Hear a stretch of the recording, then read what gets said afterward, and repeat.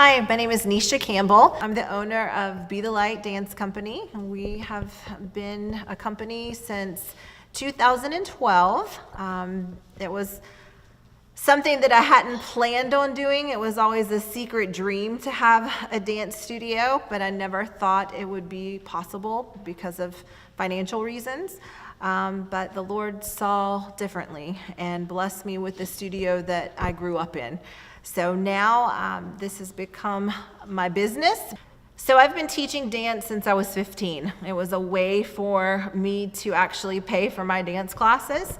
The studio that I danced in, the owner felt pity on me because we didn't have a lot of money. And she was very instrumental in wanting me to pursue what I love to do. And she really gave a lot of grace, and she wanted me to hone my skills. So she let me teach dance, teach the younger students in exchange for my own dance classes, and that's what made it possible. Dance has always been a passion of mine, and I think partly it was because I didn't have the best childhood growing up, so it made a way of escape for me. When I come to dance and when I do something that I love, it really just helped me focus on being a better version of myself and really just escaping all of the drama that was going on at home. And knowing that I had this outlet to just be expressive and to do something I love made all the difference in my life.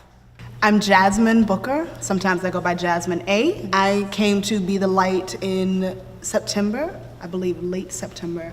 Dance has definitely been a home, and my family is actually full of artists, so we have teachers and poets and singers and dancers, and so it's kind of been a rite of passage in my family. Dance itself, I've always thought was a beautiful thing. I grew up very quiet, and I used to shake my head yes and no, so movement and things like that have always been a way for me to speak when I didn't feel like I could. Yeah. I absolutely believe that children that are involved in after-school activities like dance has a positive impact on them.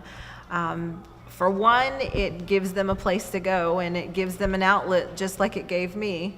Two, it keeps them off the streets. There's too much that kids today can get in trouble with if they're not involved in something.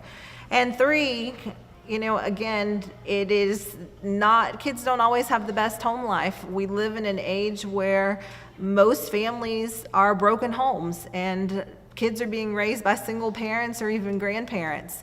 To have a strong core family is really something not of the norm anymore. And I see that with the kids that come into our studio. So I'm thankful that I can provide this outlet for them, this safe place for them, and I definitely think it really improves their self-confidence, gives them a sense of value, and gives them a safe place to do what they enjoy. So I've been extremely fortunate to watch several girls in our studio grow up and then eventually graduate and move on in life.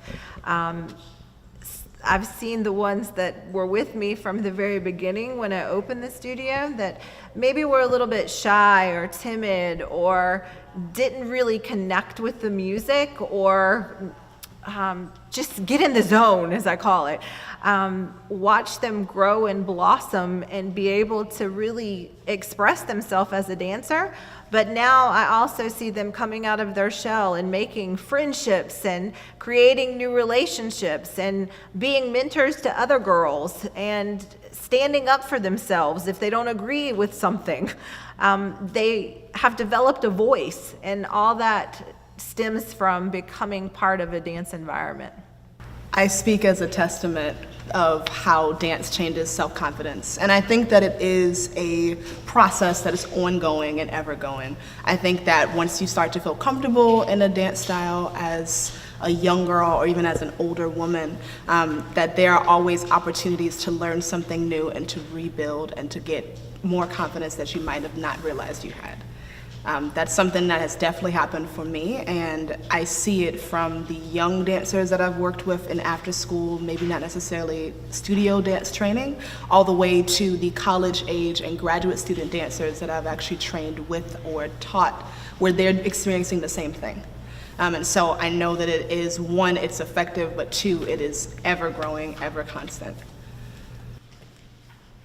Some of my favorite moments in dance have been in the last few years. We have entered the competition world, and that was completely new for us. We never have done competitions before.